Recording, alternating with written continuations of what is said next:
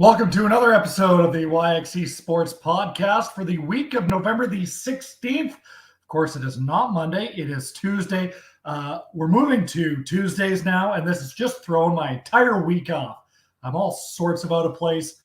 As you can tell, this is also not one of Clark's Classic Grill and Bar. This is the home office of Matt Morrison. This is where the magic happens, right in here. But obviously, everybody knows what's going on with the weather and the roads and that sort of thing. So we're playing it safe, we're playing it cool, and we are going virtually. But we are, of course, live on the YXE Sports Podcast. Cord says, look at that Muzzy. That's funny. Thanks for tuning in, Cord, because I actually have a story about you to tell tonight. Doyle wants to know what that thing on my face is. If only Doyle could grow one. But that's okay. We are live. Of course, on the YXE Sports Podcast. So a big thanks to everybody for tuning in. Of course, leave your questions, comments, concerns, comments on the mustache in the comments section, and I'll get to them. Hope you're staying safe. Of course, it is much of the province blanketed by wind, blanketed by snow, blanketed by freezing rain, basically in all parts of the province. I know today I got home from work at about noon and just hunkered down from there. My boss is listening. Don't worry. I work from my home computer. It's all good. But I did hunker down here at home at around noon, and it sounds like it only got worse. Does look like it is starting to get a little bit better out there. And let's be honest, it's Saskatchewan. It's the prairies. It's November. We all know that this is going to happen. Maybe not to this extent. Maybe not all this snow and freezing rain at once. But we all know that this is going to happen. It's not as bad as the blizzard that we had last year. Remember a little earlier in November, just before Remembrance Day of 2020, what a storm that was. This doesn't even compare to the storm of 2007. Remember that January blizzard of 2007 where the city was shut down for a few days? It doesn't even compare to a southwest Saskatchewan storm that I actually had to drive through during the Christmas, the holiday season of I guess it would have been 2016. I was living in Brandon, Manitoba at the time. I spent Christmas in Regina, and I had to drive back to Brandon to where I was living at the time, just white knuckling the whole way on Highway 1, going like 50 kilometers an hour. I'm amazed that somebody like myself on the roads that likes to go very fast was actually able to get to Brandon in one piece. But I was actually talking to this about this with my coworkers today. It ended up being that the highway, the number one highway from the Manitoba border basically to the Ontario border, was closed. I didn't know that until I got to Moosomin. So my family was trying to find me a hotel in Moosomin to stay at because we didn't know how long the highway was going to be closed for. I ended up staying at a motel for a grand total of about 6 minutes.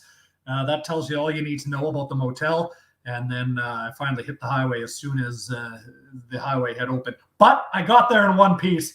So that's the important part. Doyle says in 2016, I was like 15 years old. Not to age yourself, Doyle, but I was actually 21. Susan also has a comment on the Facebook stream. Ray is asking if you need to borrow his razor. Pretty high and mighty talk for a guy that couldn't make it today, even though we're doing this virtually, but that's okay. Let's get things started. Of course, it was a big weekend on campus. It's going to be another big weekend this upcoming weekend on campus. Husky Athletics are doing some amazing things with all of their sports. Obviously, the biggest one right now is probably the Husky football team. They clinched their ticket to the Hardy Cup last weekend by beating up on the UBC Thunderbirds last Saturday at Griffith Stadium. Well, they have an opportunity to capture the Hardy Cup this upcoming weekend, this Saturday, November 20th. I will see everybody, every single one of you there, because it's going to be fantastic. The Manitoba Bisons roll into town. This is the first Hardy Cup that the U of S will host since 2009. Of course, the Calgary Dinos went on that dynamite run for the past, whatever it's been, 10, 11 years. Aaron says, go Huskies. I would agree, Aaron. Thanks for the comment. Thanks for tagging along tonight. Manitoba beat Alberta last week, but the Huskies beat Manitoba a few weeks ago, so this is going to be one heck of a matchup. It's the number 1 versus number 2 matchup. The Bisons finished second in the Canada West standings. Of course, the Huskies and the Bisons actually fought it out for first place back on October the 30th, I believe, in Winnipeg. Like I said, the Huskies beat up on Manitoba 41-12 a few weeks ago. Manitoba struggled a little bit down the stretch. They got kind of bitten by the injury bug, but Brian Dobie, he's been around the game for a long time. Doesn't really matter who's at quarterback, who's at where. If you're Brian Dobie, he'll find a way to make it work. So when a guy's been around the game for as long as he has, there's not much he hasn't seen. Expect all the big guns to be going for the Huskies. Sam Baker, Adam Macart, Mason Nias. It's going to be awesome. Going to be a little bit chilly, dress warm, but get out to Griffith Stadium and support. I don't know if a lot of people kind of understand what the Huskies have the opportunity to do here. The last 10 Hardy Cups have been in Calgary. That stat right there should tell you all you need to know. So make sure you get out to Griffith Stadium this weekend, this Saturday. Dress warm, cheer on the Huskies as they take on the Manitoba Bisons. I will be in the broadcast booth alongside my old man, Ray Morrison, as we look forward to that game. And hopefully the Huskies can capture the Hardy Cup. Of course, this will be the third straight Hardy Cup they are in. They won the Hardy Cup back in 2018. They beat Calgary in Calgary. They lost in 2019, back again in Calgary. 2020, obviously, a season didn't happen due to COVID. And then 2021, the Huskies really haven't seemed to miss a beat. In fact, it looks like they've even got better with a first place finish in the Canada West. And of course, they make it all the way to the Hardy Cup once again. So that should be a fantastic matchup. Manitoba's no slouch. And the weather, probably not going to be much of a factor. The game in Winnipeg last Saturday, they beat the Alberta Golden Bears to get here. That game actually got delayed because the weather in Winnipeg is kind of what we're seeing in Saskatoon and around the province today. It was wet, it was cold, it was slippery, it was snowy in Winnipeg. So they actually had to postpone that game for about 45 minutes before they finally were able to play that game. And then Manitoba came out guns a-blazing and were able to beat the Alberta Golden Bears. So it's the number 1 versus the number 2 team. It's playoffs in the Canada West. Anything can happen, but I will say, go Huskies. I had an opportunity to go to Merlis Belcher Place on Friday night, as well as the first time I've been in Merlis Belcher Place since the 2019-2020 season. How awesome is it to be back at Merlis Belcher Place? Of course, the Husky hockey team beat up on the Trinity Western Spartans really all weekend. They beat Trinity Western 6-0 on Friday, and then they beat them 9-2 on Saturday. The Husky hockey team, under the direction of Mike Babcock, is currently undefeated, and they have a big weekend series in Calgary this weekend going up against the Calgary Dinos. 7 first-period goals for the U of S Huskies on Saturday. So a great weekend for them. Of course, Trinity Western, this is their first year in Canada West play. They played at a lower division, but their athletic program got moved up, so they are going through some speed bumps. However, they'll find their way eventually. They won all the championship at that lower level, so that's kind of why they ended up getting moved up. But anyways, it's a heck of a time at Merlis Belcher Place. Of course, Cordovanco, who is watching, is patrolling the bench as the equipment manager for the Husky hockey team, the men's hockey team. And he's also going to Switzerland. So a big congratulations for that, Cord. But get out and support the Husky football team this week, and get out and support the Husky hockey team when they're back in Saskatoon at Merlis Belcher Place. The Saskatoon Hilltops have won yet again. They won yet another Prairie Football Conference championship down in Regina over the weekend. They beat the Regina Thunder by a score of 29-9. Now, this was interesting because the Regina Thunder finished the regular season undefeated. They beat the Hilltops twice in the regular season, back-to-back games. They captured the Shrine Bowl. That's the bowl that the two provincial rivals play for. So the Thunder actually beat the Hilltops twice. Those were the only 2 losses that the Hilltops had during the regular season. Doyle says, great game toppers. Yeah, it was. They didn't even give the Thunder a chance, especially in that second half. And off the top of the show, when I said Cord was watching and commenting on my Muzzy, the reason that I was going to bring him up is because I remember a conversation that we had back in the fall, earlier in the fall, when the Hilltops lost those 2 games in a row. Cord, of course, is a multiple-time national championship with the Hilltops, and I asked him if he had lost 2 games in a row at any point in his Hilltop career. He said no, but then he also said, it's not what you do in the regular season, it's what you do in November. And he was one of the first guys to text me on Sunday and said, "What did I tell you?" And for the record, I never disagreed with him. But the Saskatoon Hilltops, just pure domination for the Prairie Football Conference as they try to get their marks in their hands on another national championship. They got to head out to Langley, BC. So they're going to head out to Langley this weekend for what is essentially the CJFL semifinal. And if they win that, then they will head off to the national final again, a game that they just constantly will win all the time. Doyle wants to know what the chances of the Hilltops and Huskies have this weekend. To be honest, I'm not quite sure about the Hilltops, Doyle, because they did have those 2 losses in the regular season. However, they're heating up at the right time. And like Cord said, it doesn't matter what you do in the regular season, as long as you can get into the playoffs. It's what you do in November. Historically, they've had a great record in these semifinals against these BC teams. I was just watching an interview that Tom Sargent was doing earlier today. He was kind of playing it down a little bit. He was saying that they are going out to Langley. It's obviously, the floods and everything that are going on out there. And I just want to say that my hearts are with everybody affected by those in BC. But he said that's kind of some weather that we're not used to, right, with the rain and stuff like that. So he was playing it down. He said we haven't really seen those kinds of conditions this year. Even this past weekend down in Regina, it wasn't quite that bad in terms of weather. It was a little chilly, but it wasn't quite the winter weather that we were having earlier this week and that we're going to have later on this week in Saskatchewan. Doyle says, win the last game. You're absolutely right. So the Hilltops, obviously, you always have to give them a chance to win because of who is on their coaching staff. Same thing with the Huskies. The Huskies have 31 players still on their roster from that 2018 Hardy Cup game that they won, and then also that 2019 Hardy Cup game that they went to and ultimately ended up losing to the Calgary Dinos. So the Huskies and the Hilltops both have an insane amount of experience. So that is going to bode well for them this upcoming weekend. I like the Huskies at home just because they are at home. I don't think the weather is going to play much of a factor just because Manitoba has very similar weather to us. It's nothing that they haven't seen before, whereas UBC had to roll in here last weekend and it was a little bit cold. There was some snow on the ground. UBC is a young team, so I think that kind of played into it a little bit, but I don't know if the weather is going to be much of a factor. I think if you're Manitoba, you're probably going to be keeping the ball on the ground a lot this weekend, and I like that matchup. I like that run defense for the Huskies with guys up front. Carson Bell on that defensive line has been fantastic, as has Riley Pickett, Jonathan Leggett, Nick Weeb coming off the end from his linebacker spot. So it's going to be a fantastic game. I might even see Doyle at the Husky game. I don't know. Doyle, why don't you dress warm? Come on out to Griffith Stadium. It's going to be one heck of a time. But congratulations again to the Saskatoon Hilltops. Of course, this is the YXE Sports Podcast. Go Huskies. Go absolutely, Monty.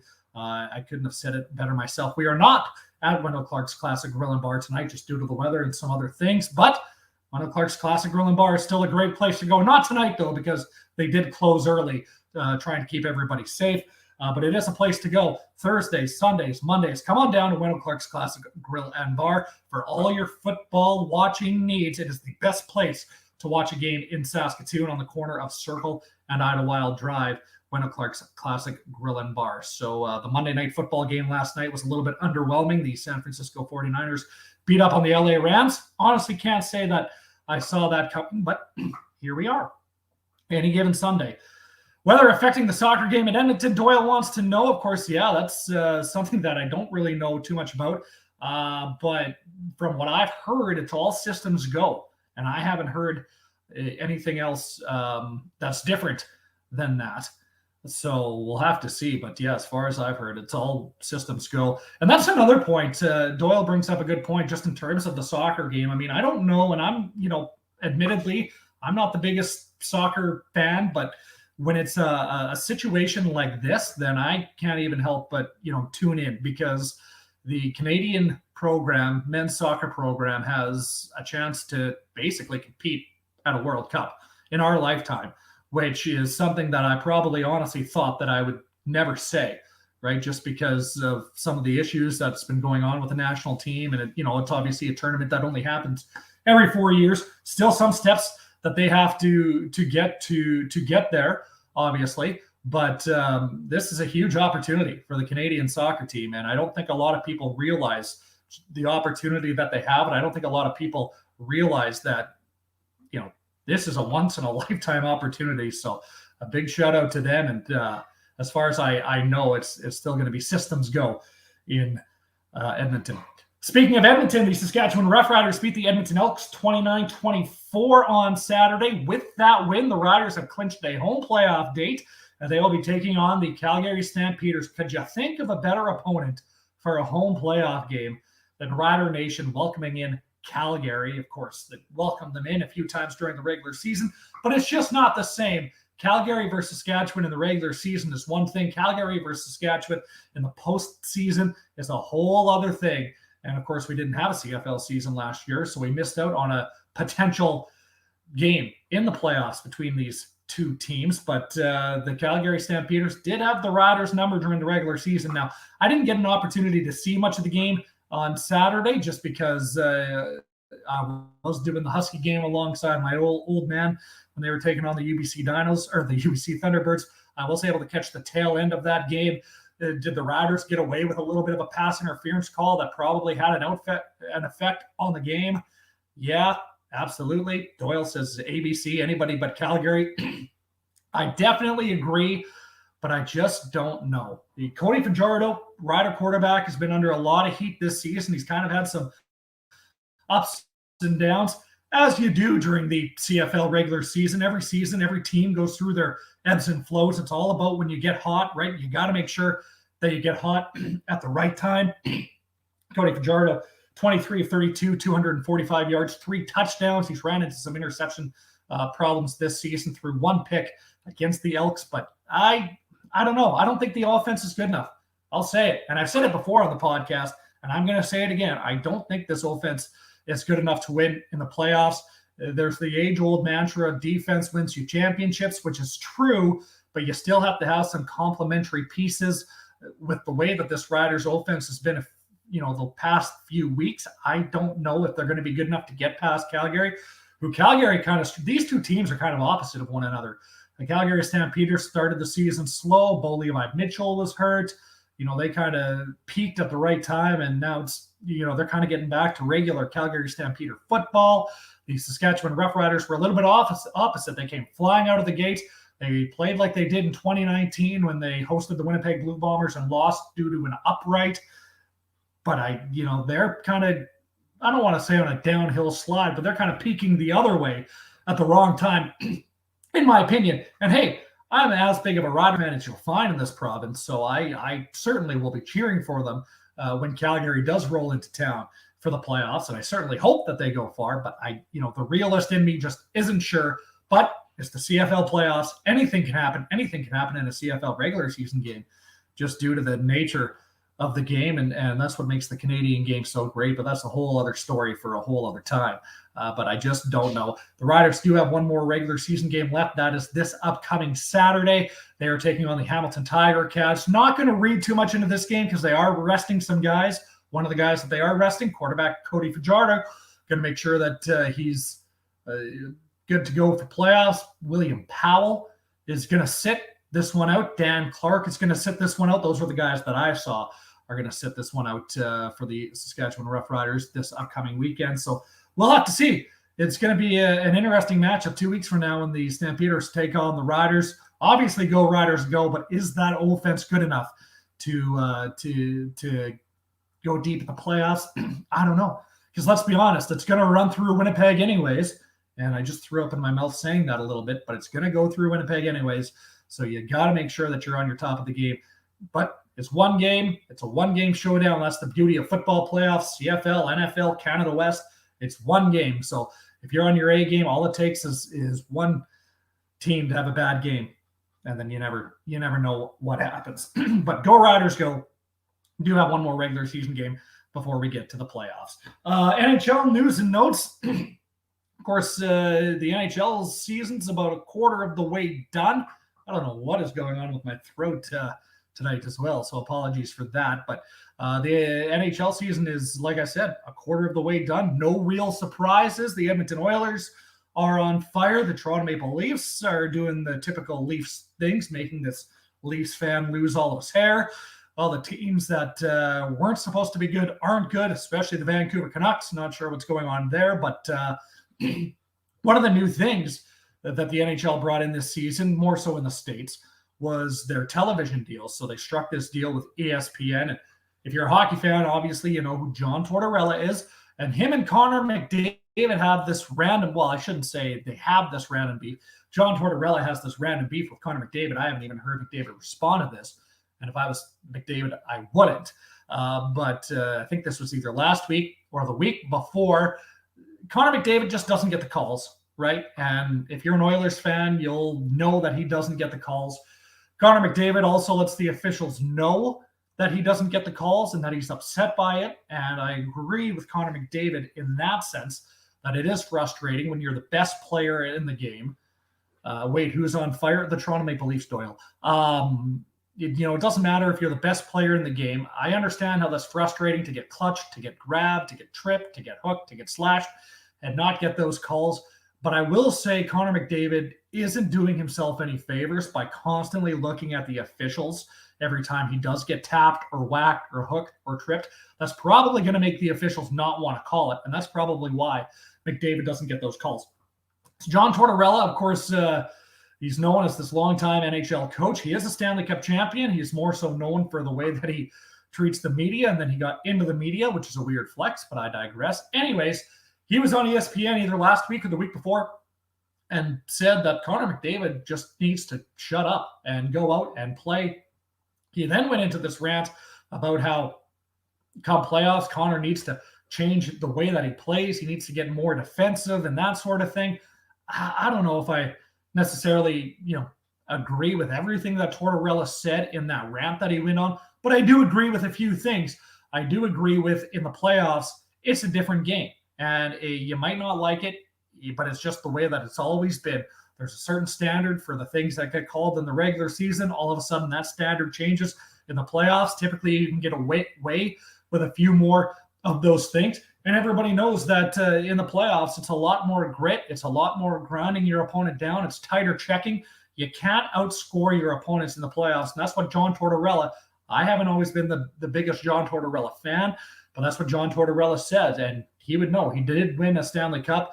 He took those Columbus Blue Jackets teams that he was the head coach of that didn't really have the best talent on that roster. He took them to multiple playoff appearances, even upsetting the President's Trophy Tampa Bay Lightning a few seasons ago. So I do think he does have a good point. I'm interested to know what side, you guys are on, but unfortunately we don't have time. So maybe we'll let that stew for a week, and then everybody can let me know next week what side they're on. There are people that are saying, well, Connor McDavid shouldn't have to change his game. The game should have to change for Connor McDavid. That I don't agree with. You're not changing the game the way that it's been played for the past how many ever years for one player, right? That's just not going to happen. So people can, do what they will with that opinion, but that's an opinion that's just not, or that's the thing that's just not going to happen. You're not going to change the game for one player, whether that's right or that's wrong. We all know how stubborn the NHL is. And the NFL kind of did that, right? They kind of changed the way that roughing the passer was called to protect the quarterbacks. And now every time a quarterback gets breathed on, it seems like, the defender gets a 15-yard penalty for roughing the passer. And everybody, every time that happens, social media just goes crazy with how bad that rule is, how silly that rule is, how protected quarterbacks are. That's what's going to happen in the National Hockey League if we change the game for one player or for a group of players. So I don't mind not changing the game, but I'm a Leafs fan. I know that the big four guys on Toronto, right? Riley, Matthews, Marner, Nylander, they have to change their game come playoff time. I'm not making any excuses for the way that the Toronto Maple Leafs play in the playoffs. Edmonton's kind of in that similar boat, right? If you're Connor McDavid and Leon Draisaitl, you can't outscore your opponent in the playoff. I think back to the conversation that myself and Ray Morrison had with Wendell Clark back in the springtime when the 2021 NHL playoffs were underway. And we kind of asked him what it takes to win in the playoffs. I mean, and keep in mind, Wendell was a guy that could do it all. He could fight, he can skate, he can score, he can shoot, he can do all these different things. But he said the playoffs are tighter checking, right? It's more north-south in the playoffs. Teams really hunker down defensively. So you got to be able to play physical. You got to be able to play tight checking. You got to be able to play defensively in the playoffs. You're not going to win the 7-4, 7-5, 8-5 games. It's going to be a lot of 2-1, 3-2 games.